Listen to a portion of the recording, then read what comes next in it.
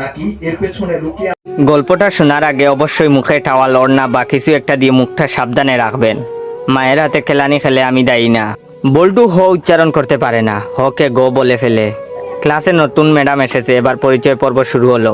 Madam বলল, high ছাত্রছাত্রীরা, আমি পাখি, এবার তোমাদের পরিচয় দাও দেখি। হাই আমি মন্টু, হাই আমি সেন্টু, এভাবে যে যার মতো পরিচয় দিল। এবার বল্টুর পালা। বল্টু বলল, গাই আমি বল্টু। ম্যাডাম বললেন, কি বললে হারামি? বল্টু বলল, গাই বললাম, আপনি আমাকে গাই বলেছেন, আমিও আপনাকে গাই বললাম। ম্যাডাম বললেন, কি তোর সাহস কি করে হলো আমাকে গাই বলতে? কে তোকে এসব বলতে বলেছে, বল আমাকে। বল্টু বলল, প্রধান শিক্ষক, তিনি বলেছেন ম্যাডাম এসে সবাইকে গাই বলবে, তোমরাও ম্যাডামকে গাই বলবে। বল্টুর কথা শুনে ম্যাডাম কাঁদা শুরু করলো। এমন সময় পাশের ঘর থেকে হেড স্যার আসলো। হেড স্যার আবার ক বলতে পারে না, ক কে প বলে ফেলে। হেড স্যার এসে বললেন, কি ব্যাপার ম্যাডাম, এভাবে পাচ্ছেন যে? প্রথম দিনেই ম্যাডাম রে এভাবে পাদানো হলো কেন? হেড স্যারের কথা শুনে ম্যাডাম আরো জুড়ে জুড়ে কাঁদা শুরু করলো। হেড স্যার বললেন, প্লিজ ম্যাডাম, আপনি এত জুড়ে জুড়ে পাদবেন না, আজ আপনার প্রথম দিন, আপনি এত জুড়ে জুড়ে পাদলে মানুষ কি ভাববে?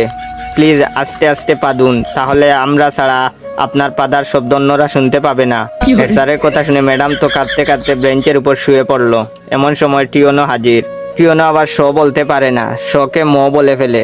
টিওনো, কি ব্যাপার ম্যাডাম, আপনি এখানে মুতলেন কেন? বেঞ্চের উপর মুতলে কি ভালো লাগবে? আপনার মুতার দরকার হলে আমাদের বলতে পারতেন, আমরা আপনাকে বিছানা তৈরি করে দিতাম, বিছানায় আপনি আরামে মুততে পারতেন। এমন সময় শিক্ষামন্ত্রী হাজির। শিক্ষামন্ত্রী আবার উপরের সবগুলো সমস্যা বিদ্যমান। শিক্ষামন্ত্রীকে যে যার মতো ঘটনা খুলে বলল। বল্টু বলল, আমি ম্যাডামকে গাই বলেছি। হেড স্যার বললেন, আমি ম্যাডামরে আসতে পারতে বলেছি। টিওনো বলল, ওদের কথার জন্য ম্যাডাম বেঞ্চের উপরে মুততেছিল, তাই আমি ম্যাডামকে বিছানায় মুততে বলেছি। তখন শিক্ষামন্ত্রী বললেন, ও বুঝেছি, গাইটা পাততে পাততে বেঞ্চের উপরে মুতেছে। এটা শোনার পর ম্যাডাম তো বেহুশ।